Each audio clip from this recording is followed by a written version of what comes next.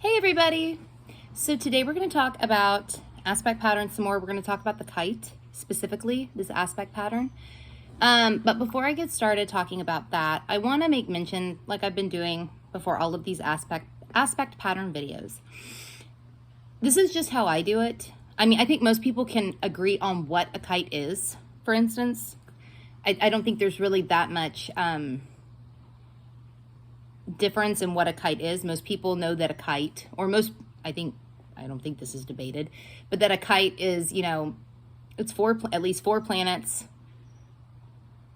with a, it's essentially a grand trine with an extra planet opposing one of the planets in the grand trine. I don't think people really argue about that, but you know, how exactly you read them and what you should take into consideration and all of that. People have different ideas. I am in no way, shape, or form saying that the way that I do this is universally correct. It is correct for me. It works for me. So I figured I'd pass it along for y'all. If you want to absorb it and take it in, that's fine. If you don't want to, that's fine too. I mean, however somebody wants to read, I'm not going to argue with somebody about how they want to read or what they feel like is important or not important. Because I'm not saying that I'm correct for everybody or everybody should take my approach. I just want to throw that out there. Yeah, just want to throw that out there. So a kite. A kite is essentially you've got a grand trine, right? So you've got one planet here, one planet here, one planet here. And they are all three trine one another. And then you got your 1, 1, 1, you know, making your triangle. And then you have another planet down here. It opposes the planet there. So you have an opposition then. And that planet down here will also sextile those two planets in the grand trine. Yeah, there'll be two sextiles. So that's kind of what it looks like. I would show this one, but I don't actually have a chart that I have clearance to show that has this. And my chart, I don't have a kite, so I don't have really anything to show. But that is essentially what that looks like. Now, I think everybody can agree that that is what a kite is, what it looks like. You have at least 4 planets doing that in the chart. You might also have 5 planets, and you might have 2 planets down at the bottom that oppose one planet, and then there are the 2 planets over here that sextile that conjunction. You could have more than 4 planets, but you will at least have 4 planets. That is something that I think people agree on. Now, what people don't always agree on, some people, right, because you're dealing with a grand trine, you are dealing essentially with a grand trine as well. This is just kind of added on to it, if you will. Some people want to see, obviously, you know, like there's a water grand trine, a fire grand trine, an earth grand trine, or an air grand trine, where each of the planets will be in those elements, essentially. I've mentioned that I'm not as strict about that. I mean, it'll weaken the grand trine some if they're not all in the same, if all the planets aren't in the same element, but I'm not as strict about that personally. You might be, and that's fine. So if you are more strict about it, essentially you're going to see all the planets, they're either going to be in the masculine or the feminine polarity, right? Because that opposing planet that opposes that one planet with the, like, okay, let's say you've got a planet in, let's see, you've got a planet at 15 degrees Sagittarius, 15 degrees Leo, 15 degrees Aries. That is a fire grand trine because they're all in the fire signs. Now, let's say then you've got a planet at 15 degrees Gemini.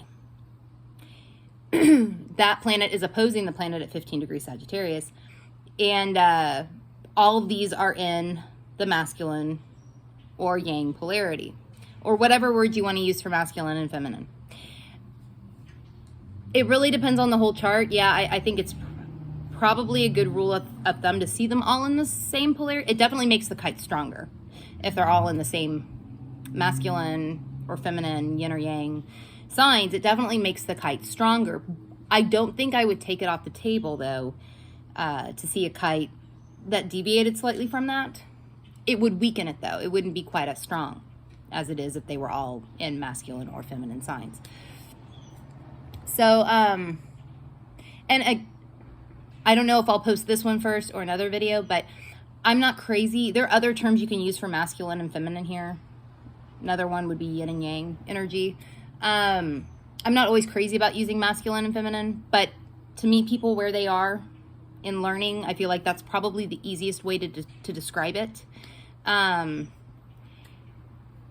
for ease of learning. But there are other terms that you can use if you would prefer to use something else in place of that. There are other things that you can use. Just want to throw that out there too. But so essentially the kite, you know, you've got I've mentioned before that the grand trine can get lazy if there's not any friction. You know, like if the planets in the grand trine, if none of them make like square aspects to other things, if the chart is mostly easy aspects with like a bunch of sextiles and trines other places, and even conjunctions, because they can kind of go either way, depending on what's going on in the chart. This one can get, if there's not a lot of that and everything is easy, the grand trine can get lazy. The kite does not have that tendency because it has the opposition. And sextiles, right? It has the sextile aspects too, and sextiles don't get lazy. They are consciously creative and cooperative. They don't have the tendency to get lazy like the trines do. Like the grand trine, or even just trines in the natal chart. Trines can get lazy too, just regular trines. The sextiles don't get lazy like that. They don't have the propensity to get lazy like that. So this person probably, since they have that opposition and they have those sextiles there attached to this grand trine, they don't tend to get as, they tend to have more of a fire lit under their ass to do something with everything, with the gifts there, with the talent there, what have you. The focal point tends to be the planet that makes the sextiles and the opposition that's not part of the grand trine, but that turns the grand trine into a kite. That planet tends to be the focal planet, or what needs to be focused on. So if you have a kite in your chart, like let's say you've got or any kite, but we'll use the same example I used before. You've got the grand trine with Sagittarius, Leo, and Aries involved, right? Planets in those signs. And then you've got some planet in Gemini opposing the planet in Sagittarius and sextiling the planets in Leo and Aries. That planet in Gemini is going to be the focus. It should be the focus. The opposition does need to be balanced. Usually there is a desire or a drive naturally to do this. It does depend on the full chart, but usually there is like a desire for that, just naturally. But definitely, if you have a kite in your chart, definitely pay attention to the focal planet. That would be my advice. Understand that planet really well. Let me see if I missed anything here about that. Oh, this is a more, like, the mystic rectangle can be very stable and productive. The kite really can be too. The kite can be really, really, really stable and productive. Especially when that focal planet is focused on, and when when that opposition is balanced, it can be very stable and very productive. So it's certainly not like a super challenging aspect pattern to find in a chart. Now about orbs that you should use. I like to keep them on the tighter end. I would like to see each planet involved in a kite like 5 degrees applying or separating all the other planets. See them all 5 degrees applying or separating from one another. Really, I like to see them even tighter than that. Really, I do. To consider it an actual aspect pattern, I generally do like to see them tighter if I can. But you know, I'll leave that up to the discretion of the person reading. You may not feel the same way. You may feel like you should widen it some, and that's fine too. Again, though, I'll make the mention, I made this in other videos too, that, you know, while these are really cool to look at, the aspect patterns are really, really cool to look at, I wouldn't, unless there was some reason why I should, and this really does depend on the whole chart, but I would not hinge my entire reading of a chart on an aspect pattern. I usually will not do this. The only time that I could think of that it might be, well, really, I mean, if you have like the chart ruler involved, the sun is involved, the moon is involved, you know, planets that are major players in the chart, and some planets are bigger players than others in each individual's chart. The reading of the chart might hinge more on that aspect pattern, but oftentimes it doesn't. I feel like while they're very cool to look at, sometimes people can get too focused on them and not on everything else going on in the chart as a whole. So make sure that you're not doing that. I would recommend that. If you don't want to follow that advice, you don't have to, but I would definitely take them into consideration, definitely look at them, definitely play around with them, but I would not, if it were me, I would not hinge my entire reading of a chart on an aspect pattern, whatever aspect pattern that is. I just thought I'd throw that. Ew. Sorry, something's like climbing up on the fan. That's weird. Anyway, I would not hinge